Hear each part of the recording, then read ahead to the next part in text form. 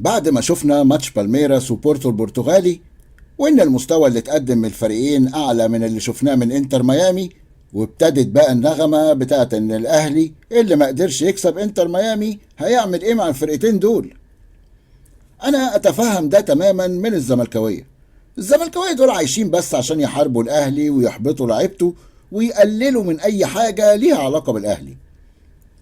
نفس المناظر العرة اللي لما الأهلي خسر من بايرن ميونخ 2-0 قبل كده قالوا لو الزمالك كان بيلاعب بايرن كان كسب. نفس المناظر دي طلعوا تاني عشان يقولوا لنا ان الزمالك لو هو اللي كان بيلاعب انتر ميامي كان كسب 5-0 على الأقل. الفريق اللي خسر من ستيلن بوش على أرضه هيروح يكسب ميسي 5-0. دول نفس الناس اللي كانت بتقول على دوري أبطال أفريقيا ضعيف وإن الكونفدرالية أقوى منه 100 مرة. وبعدين لما انتوا جامدين قوي كده ما تروحوا تلعبوا انتر ميامي، هو مين اللي هيشكو؟ بس والنبي لما تكسبوا انتر ميامي خلوا بالكم من دونجا، ده يحتفل مع حد من زمايله قدام العالم كله، والفيفا ما عندهاش جمال علام ولا لجنة الانضباط بتاعتنا. زي ما قلت انا متفاهم تماما النغمة دي مش زملكاوية، لكن مش مصدق ان الاهلاوية وخصوصا اليوتيوبرز عشان يعملوا نفسهم فاهمين وكده يعني يصوروا الجمهور الاهلي انه شكرا على كده مفيش امل في الماتشين الجايين وكمان ربنا يستر علينا من الفضيحة.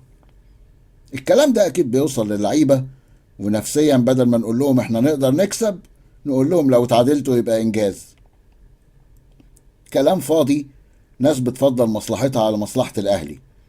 وبعدين لما انتوا فاهمين قوي كده ما تروحوا تشتغلوا محللين اداء في اي نادي ولا في اي حتة يعني، ولا هي مش شغلتنا بس احسن من قعدتنا؟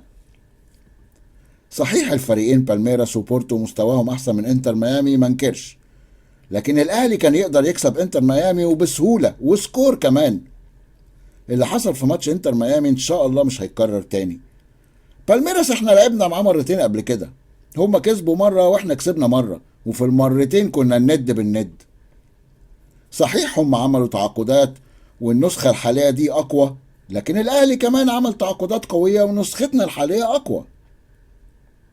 الناس تقول لك لا احنا خايفين من جمهورهم ملا الاستاد. أحب أقول لكم إن ولاية نيو جيرسي متروسة مصريين، أنا زرتها كذا مرة قبل كده وعارف. ده في جيرسي سيتي في ميدان اسمه جورنال سكوير، بالظبط كأنك قاعد في الحسين، قهاوي بقى وأم كلثوم وليلة. فإن شاء الله جمهور الأهلي يتواجد.